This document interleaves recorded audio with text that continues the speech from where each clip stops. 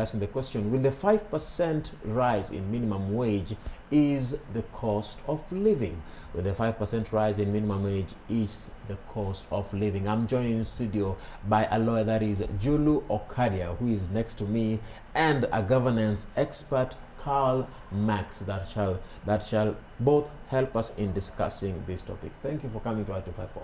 Thank you so much. Now, matters business now.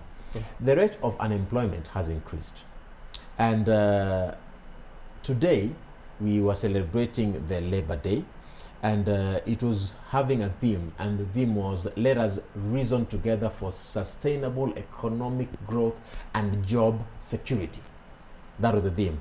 But now, on to our first question. If I would start with you, what measures should the government take to improve the rate of employment in Kenya so that we don't have many youths being unemployed?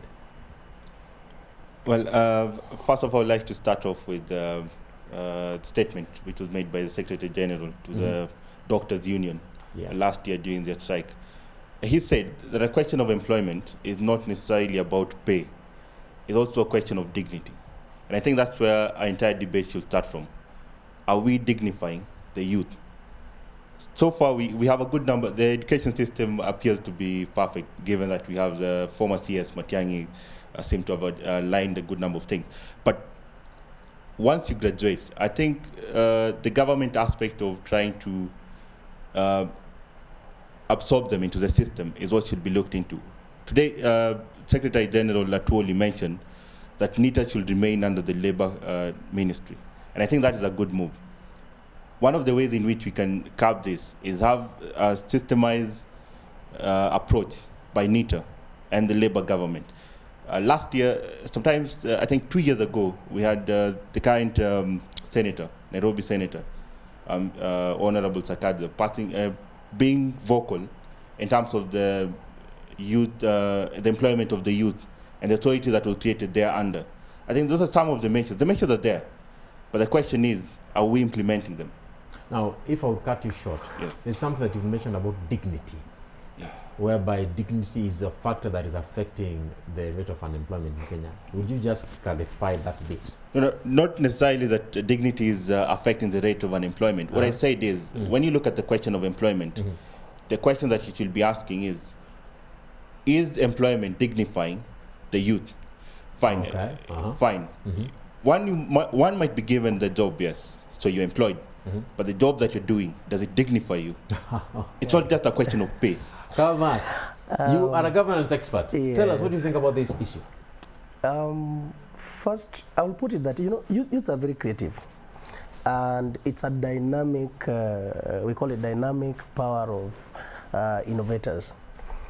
But if you look at it very well, throughout the year, nobody is taking this to be a serious problem. So that if we talk of unemployment rate, today we are talking about 70% of youths who are not employed. And this is a worrying trend, because the threat to this country today is not even Al-Shabaab.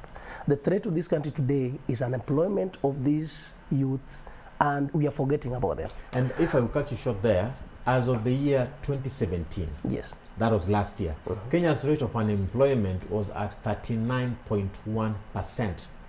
That is according to the United Nations. And that has also increased as we speak. By now. Because the World Bank also gave it at around 56.3%. So now, that trend is worrying, because look at it in this way. If we talk of this energy, this synergy, this power that is just accumulated somewhere, but we don't want to use it, where are they going to expose it? They will now get into the vices, which of course will be talking about the crime, we'll be talking about, other evils. We'll be getting into them because there is nothing for them to do, but they have the energy, they have the capacity, they have the zeal, the passion, the zest. So it's high time that when we talk of the youth unemployment, or as a country unemployment rate, can we get back to the acquisition of skills? This is one way that I think will take us far.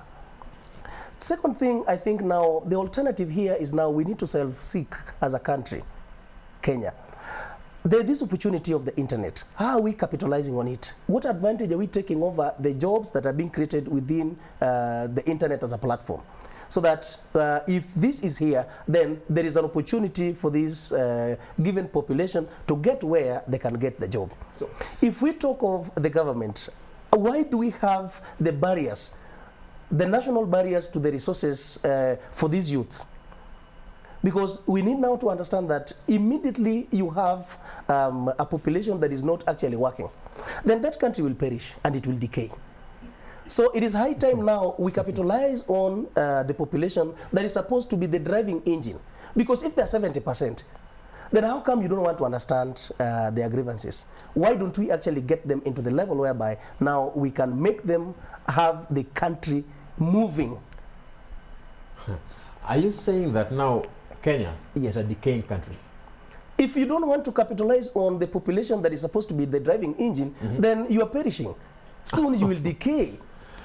Now, my brother here, what other avenues do we have? We have many industries in this country.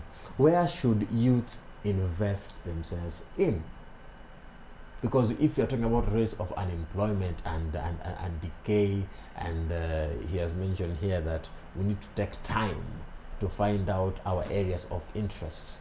So how can someone establish the areas of interest, and which industries do you think are available for youths to venture in? Well, if I'm to answer the question which industry the youth should get into, then that will make me a spokesperson of the entire youth population. But what I can say generally is I think there should be a shift in terms of employment where one seeks to have established aspects. You can as well establish your own. And I think what you mentioned as regard taking advantage of the current age that we're in, the internet and technological aspect. This is some of the areas that youth have come up to say that they're good at, and they can take advantage of that. And the question being aligned to the government, I think the government to some extent has put in measures, going back to the youth fund, for instance. Questions of management of the youth fund is a different story, but at least you can see that the youth fund exists so that the youth can create jobs for themselves. Even in disciplined aspects or industries or professions, let's say, like in my profession, for instance, you do not necessarily need to be employed.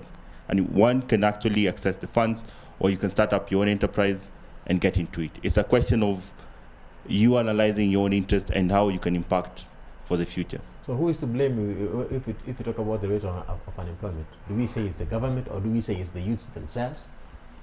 First of all, it's the government, because the youth pays their taxes to the government. If you don't give them the opportunity, for example, you know, the accessibility of a loan, it needs not to be that tedious that it's a process. You know, let me tell you, if you work with youth, the most important thing is that they are very ambitious and very impatient. Let me cut you short there.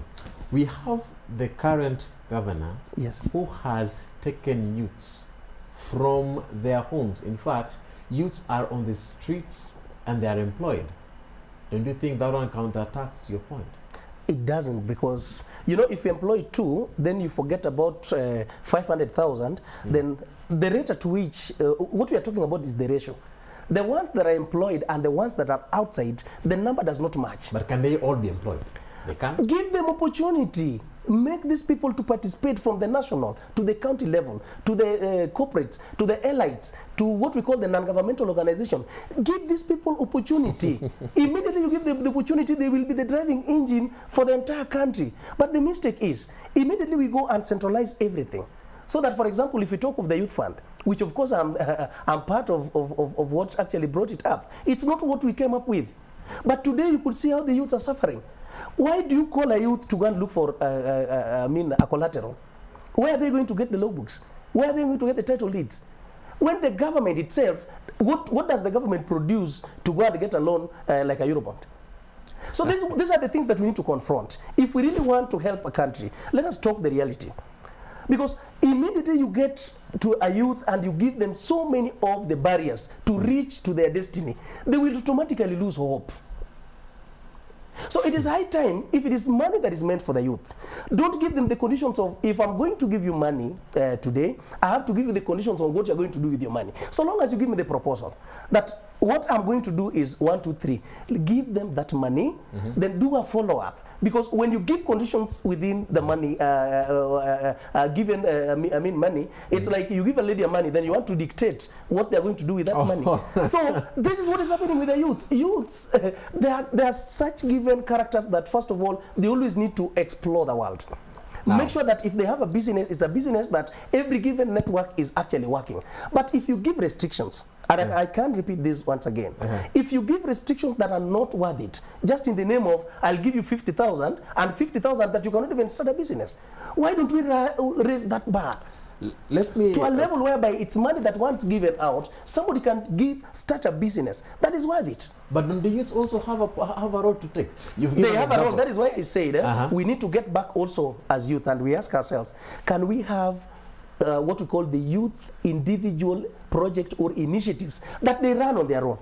You've given an example here of a lady. Yes. When you give a lady money, yes, you cannot fully dictate how she uses it. Yes. But you know, she has the ability and the power to say that I will try and use this money in this way or in that way. So don't the youths also have a role to play when it comes to establishing or stabilizing the job markets? Let me just come to him first. Yeah, I think his points were a bit strong. I mean, but do you agree with him? Not entirely, but I think to some extent, like for instance, what we were talking about earlier on as the youth fund, I think there's an appreciation by the government in terms of the collateral and all that, and the proposal is a good thing. I mean, there's no way you can give anyone money without a proper proposal, and I think that's why sometimes aspects of failure come in. The business plan is not well thought of, and again, fine, there's an appreciation of the different class. Like for instance, a proposal of a two-story building is not the same for a proposal of a foundation. So you can't say that the fact that you want to give an individual 50,000, that individual should not be given, the next one should not be given 50,000 because it's the same and that particular money will not do anything. The skills, I'm not really an economist, but I do believe that there are certain factors that should be taken into account. That one proposal A, is not similar to proposal B, and they demand different attention and different factors to be put in. And I still insist that youth have a role to play in balancing it out. The government on one end and the youth on one end, to the extent that you must put forward your best foot. I mean, you can't just say that the youth fund is there, so if I place a proposal, then I automatically get it. There are certain checks and balances which he mentioned that he was part of the group which was crafting the same. And I'm sure they put in certain measures. I mean, you don't just, someone just walk into your door and you give them money. Youth also have to put in, we have to put in proper proposals as well and proper ideas. Our SMS line is 22162. What do you think? Can the increase, the 5% increase, help in the labor? Not labor, that is the cost of living. Cost of living. I was thinking about Labor Day. 22162 is our SMS line, starting with the word news. We are out of time. Yes. But maybe if you can have a final word. Now, the president has announced a 5% increase on the minimum wage. And we are wondering, how far can this, will it last? Is it sustainable? Totally, I don't agree with this 5% increase. Reasons being, I should not give you what I'm going to take the next day. Can we have a country whereby we can actually control the cost of fuel? Remember, this is your final word. As you conclude the cost of fuel, okay? Can we get a country whereby the education can be quality, but we can pay less? You can understand?